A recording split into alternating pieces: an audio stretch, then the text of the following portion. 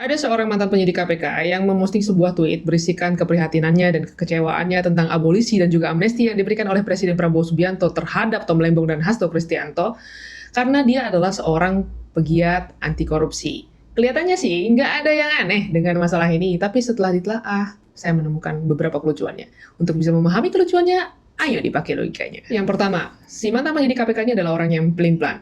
Ingat nggak sih beberapa hari setelah vonis Tom Lembong dibacakan, si mantan penyidik KPK ini bersama dengan seorang pakar hukum tata negara bikin podcast dan teriak-teriak bahwa ini perlu justice untuk Tom Lembong. Tom Lembong itu dikriminalisasi, dipolitisasi. Tom Lembong nggak punya mens rea. Padahal kalau mau baca putusan sidang yang tebelnya 1561 halaman, kelihatan jelas tuh.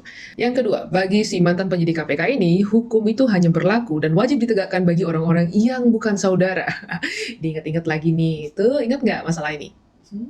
Masalah Formula E, di mana Formula E kalau kita mau usut ke belakang lagi, di mana banyak banget kejanggalannya, banyak banget nabrak aturan, nggak ada RPJMD lah, sampai nambah 500 miliar di APBD perubahan lah, terus lagi masalah pohon-pohon di Monas yang ditebang nggak jelas itulah, kayu-kayunya entah kemana lah.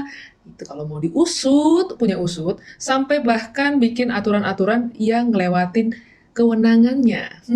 Itu kalau diusut tuh enak, kayak kalau hukum ditegakkan buatnya itu enak rasanya itu. Jadi penasaran deh bagaimana kurang lebih sikap daripada ternakan Sobi RCB seandai kata kasus Formula E ini dikupas secara tuntas.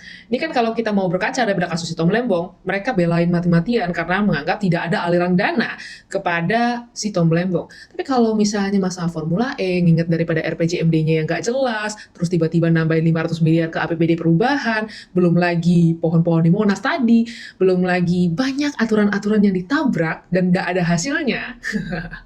Itu gimana ya sikapnya?